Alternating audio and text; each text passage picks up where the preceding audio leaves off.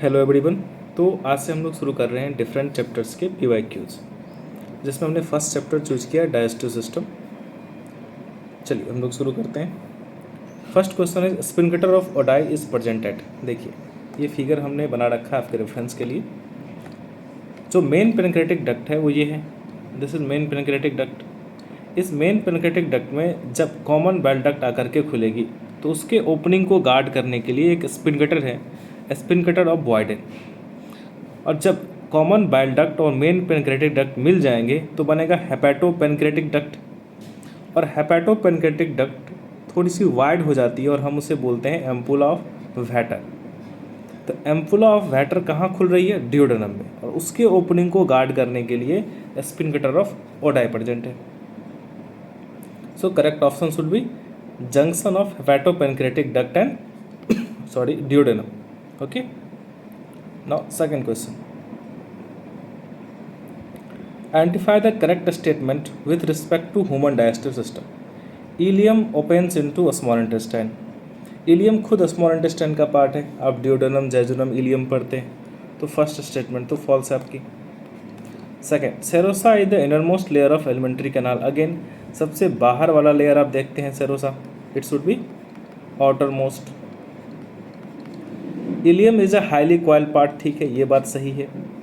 Vermi form appendix arises from duodenum, ये भी false है। आप सीकम देखते हैं, लार्ज इंटेस्टाइन की फर्स्ट चैम्बर आप देखते हैं सीकम, लेट्स से ये सीकम है, तो सीकम की आउट ग्रोथ होती है वर्मी फॉर्म अपेंडिक्स। यहाँ ये इस तरीके से आपको दिखेगा वर्मी फॉर्म अपेंडिक्स।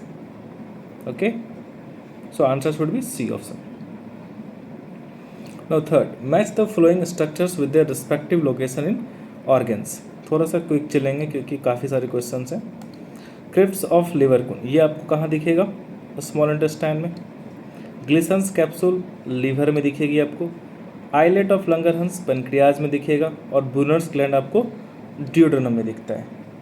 तो थर्ड का देखिए क्या हो जाएगा, डी ऑप्शन सही है।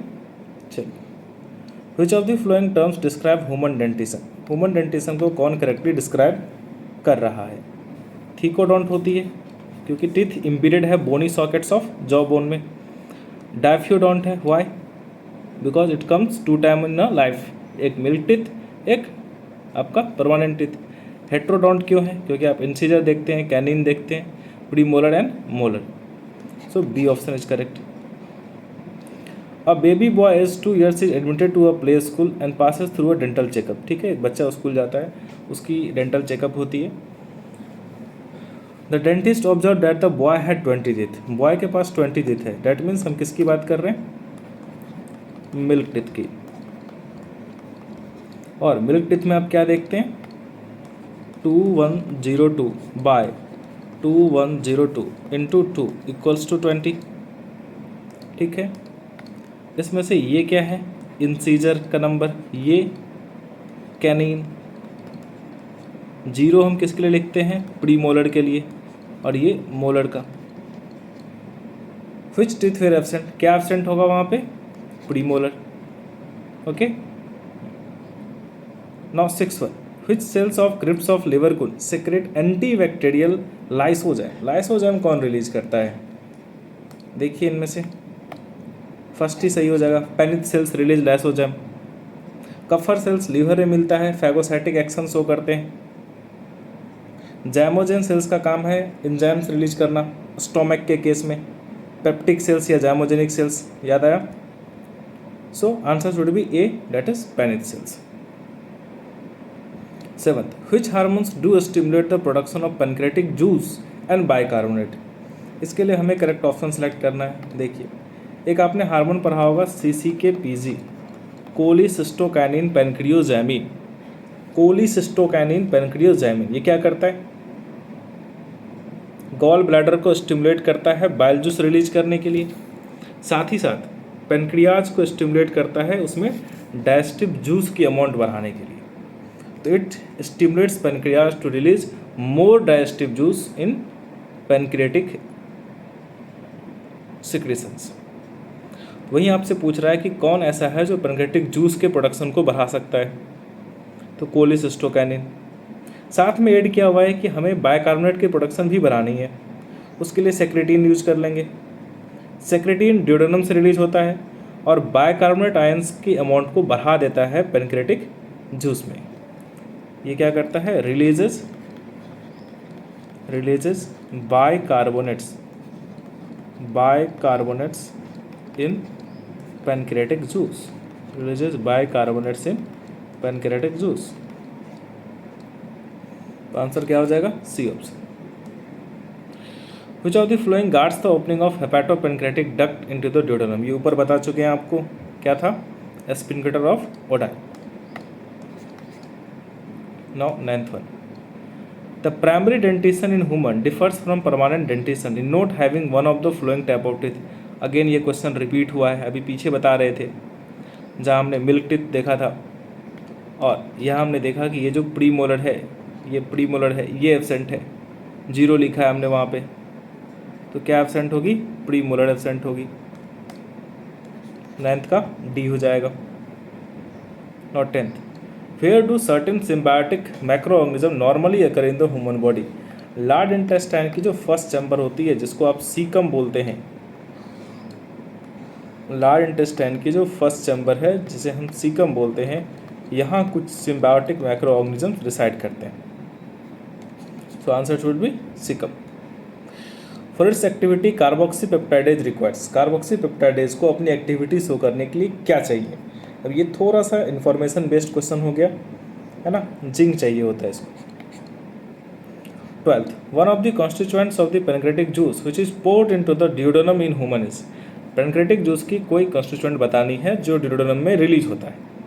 देखिए यहाँ क्या लिखा हुआ है, ट्रिप्सिन। ट्रिप्सिन एक्टिव फॉर्म है ट्रिप्सिनोजेन का, रिलीज क्या होगा, ट्रिप्सिनोजेन होगा, ट्रिप्सिन नहीं। कीमोट्रिप्सिन एक्टिव फॉर्म है कीमोट्रिप्सिनोजेन का, रिलीज क्या होगी, कीमोट्रिप्सिनोजेन, ना कि कीमोट्रिप्सिन। इंटेरोकाइनेज तो आप इंटेस्टाइनल जूस में देखते हैं, इसलिए फॉल्स हो गया। तो आंसर क्या होगी, ट्रिप्सिनोजेन। ना 30, विच one of the flowing correctly represents the normal adult human dental formula? ये तो लगता है सबसे आसान क्वेश्चन दे दिया था इन्होंने, 2123/2123। Okay, Now next, 14 number. Two friends are eating together on a dining table. One of them suddenly starts coughing while swallowing some food. This coughing would have been due to improper movement of. करा कि दो friends खाना खा रहे थे और किसी एक ने अचानक से कफिंग शुरू कर दी। ऐसा क्यों हुआ होगा? ये हुई होगी due to improper movement of epiglottis, और कुछ फूड पार्टिकल्स गलती से ट्रैकिया में चला गया होगा। ट्रैकिया आपका विंड पाइप होता है, जैसे ये ट्रैकिया है, तो ट्रैकिया की ओपनिंग को हम लोग ग्लॉटिस कहते हैं, और इसको कवर करने के लिए एक फ्लैप लाइक स्ट्रक्चर होती है हायालिन कार्टिलेज की बनी हुई, दैट इज एपिग्लॉटिस। एपिग्लॉटिस के इम्प्रॉपर मूवमेंट से कुछ food particles by mistake trachea में जा सकता है and that can cause coughing. Okay, now 15, secretin and cholecystokinin are digestive hormones, they are secreted in. ये काफ़ी इंटरेस्टेड और काफ़ी फेवरेट क्वेश्चन रहा है एनटीए का। देखेंगे आप 2-3 क्वेश्चंस यहाँ से पूछे गए हैं। सेक्रेटिन और कोलिसिस्टोकाइनिन दोनों रिलीज होता है ड्यूडेनम में, और ड्यूडेनम में सब म्यूकोसा लेयर में एक ग्लैंड होती है जिसका नाम है ब्रूनर्स ग्लैंड, और वो ये हार्मोन्स रिलीज करते हैं। 16 number, duodenum has characteristic Brunner's gland which secrete 2 hormones call. देखिए पूछ दिया अगेन वही क्वेश्चन कि ब्रूनर्स ग्लैंड क्या रिलीज करती है, secretin and cholecystokinin. Which part of body secrets the hormone secretin? Again repeat हुआ है क्वेश्चन, ड्यूडेनम। ड्यूडेनम में कौन, ब्रूनर्स ग्लैंड। ब्रूनर्स ग्लैंड कहाँ होती है, सब म्यूकोसा में। नेक्स्ट में वही पूछा आपसे, Brunner's gland are present in, कहाँ प्रेजेंट होता है, ड्यूडेनम। अगर ये पूछ दे अगली बार ड्यूडेनम में कहाँ, तो हम आंसर करेंगे submucosa. The layer of cells that secrete enamel of tooth is. देखिए क्या क्या ऑप्शंस दिए गए हैं। ओस्टियोब्लास्ट बोन फॉर्मिंग सेल्स है, डेंटोब्लास्ट डेंटाइन फॉर्मिंग जो सेल्स होंगे उसको आप ओडोंटोब्लास्ट कहते हैं। डेंटोब्लास्ट यहाँ कंफ्यूज करने के लिए लिखा गया है, तो डेंटाइन फॉर्मिंग सेल्स होती है डेट इज ओडोंटोब्लास्ट, और जो इनेमल फॉर्मिंग सेल्स हैं वो है ameloblast. Okay, so answer should be ameloblast. Not 20 number.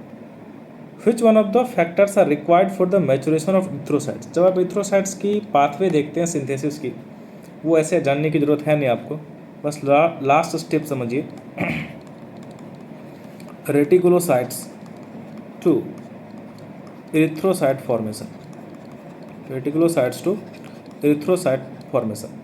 इस स्टेप में मुझे विटामिन B12 की रिक्वायरमेंट होती है, इसलिए बोला है कि मैचुरेशन ऑफ इरिथ्रोसाइट के लिए क्या चाहिए, तो आंसर क्या हो जाएगा, vitamin B12। Not 21। In vertebrates lacteals are found in. Lacteals आप कहाँ देखते हैं, विलाय में, और विलाय कहाँ देखने को मिलेगी, स्मॉल इंटेस्टाइन में। तो यहाँ पे स्मॉल इंटेस्टाइन का पार्ट कौन सा है, ilium. Which one of the following vitamins can be synthesized by bacteria inside the gut? Bacteria mainly vitamin B complex बनाता है, तो यहाँ विटामिन B1 हो जाएगा। अब polysaccharide which is synthesized and stored in liver cell is, ये तो सबसे आसान क्वेश्चन पूछा गया था आपसे, it should B glycogen. Kupffer cells occur in, Kupffer cells phagocytic cells होते हैं कहाँ के, लीवर के। अगेन देखिए, अगेन ब्रूनर्स ग्लैंड से क्वेश्चन है। ब्रूनर्स ग्लैंड अकर्स इन सब म्यूकोसा ऑफ डिओडेनम। अभी तक में हमने 5 क्वेश्चन देख लिया यहाँ से। पेनक्रियाज प्रोड्यूसेस, पेनक्रियाज क्या प्रोड्यूस करती है, 3 टाइप्स ऑफ डाइजेस्टिव एंजाइम्स, कौन कौन से, एक आप ट्रिप्सिनोजेन देखते हैं, एक आप कीमोट्रिप्सिनोजेन देखते हैं,